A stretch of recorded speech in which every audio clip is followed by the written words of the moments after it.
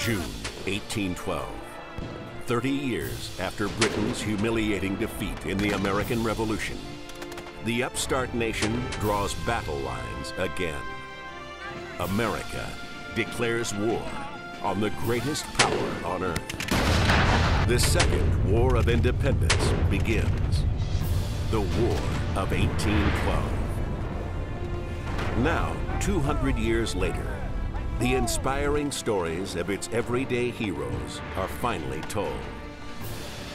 December 26, 1812, the Royal Navy blockades the Chesapeake Bay and launches a land assault, a series of raids into Maryland. One British commander will proclaim that the time has come for a frolic with the Yankees. It seems he's misjudged his adversary.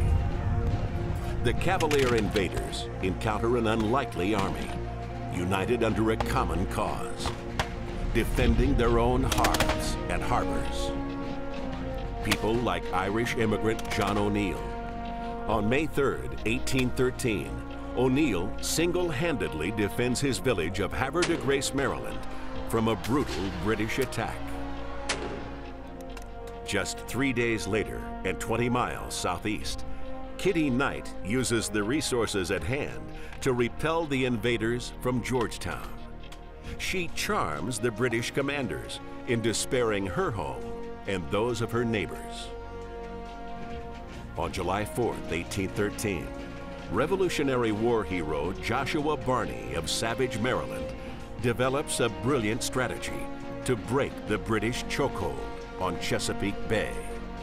On the bay, manning the revolutionary clipper ships designed in Baltimore, is African-American George Roberts. He defends the waterways along with the infamous Captain Thomas Boyle.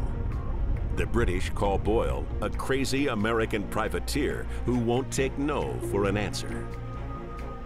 That same summer, a Baltimore seamstress hoists a sewing needle as her sword.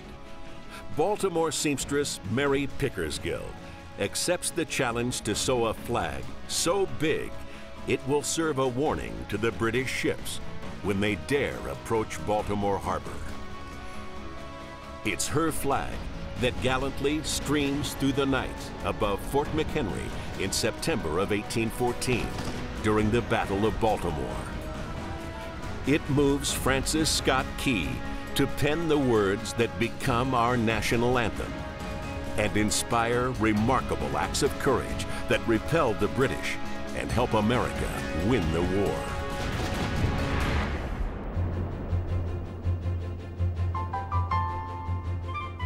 In the 200 years since the War of 1812, Maryland has not forgotten those who fought for her freedom. Throughout the state, there's a trail of reminders that local history is a national story. Every century, Maryland puts on a great event to remember the war heroes. In 1914, there is a statewide centennial celebration. A book tells the story of Maryland's role in the war. Residents who help with the celebration are rewarded with a certificate of participation. Thomas Edison, one of the inventors of the motion picture, produces a silent film documenting Francis Scott Key's creation of the Star-Spangled Banner. Now, the bicentennial celebration of the War of 1812 is on the horizon, and it will be grander than any before. It all begins in 2012. Dozens of foreign nations will join the festivities. OpSail and the U.S. Navy will lead a parade of tall ships and gray hulls. The United States Navy is going to be here in numbers and in enthusiasm. We're going to be in the skies above you and in the seas around you. We have 330,000 of America's finest wearing this uniform. And they're going to be a big part of this. And they're going to be the visible, tangible representations of the tie between what the sailors did in 1812 and what the sailors will be doing in 2012.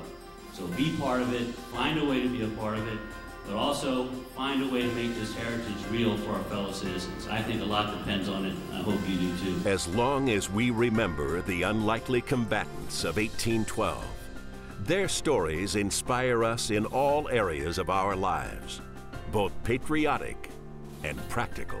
It is one of the ways that civic and business leaders can show the state how strongly they feel about where they live and what they do. It could create some very significant tourism into Maryland. What I would say to Maryland business leaders is that this is a tremendous opportunity for us to market Maryland, for us to promote Maryland, and for us to talk about the ongoing story of Maryland.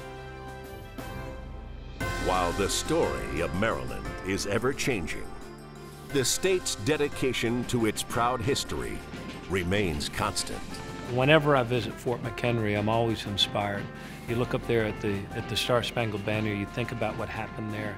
People who didn't even have a federal government to back them up, in essence, put their own lives on the line and said, no, we're drawing our line in the sand here. And the country we carry is in our heart, and the place where we live is here in our city of Baltimore. And we are not surrendering. We are not going to be turned back. I find that story very, very inspiring. We are here today not simply to pay tribute to those patriots who founded our nation in Philadelphia or defended it in Baltimore, but to take up the cause for which they gave so much. What's required is a new Declaration of Independence. This is what I believe, Baltimore, but you made this belief real. You proved once more that people who love this country can change it.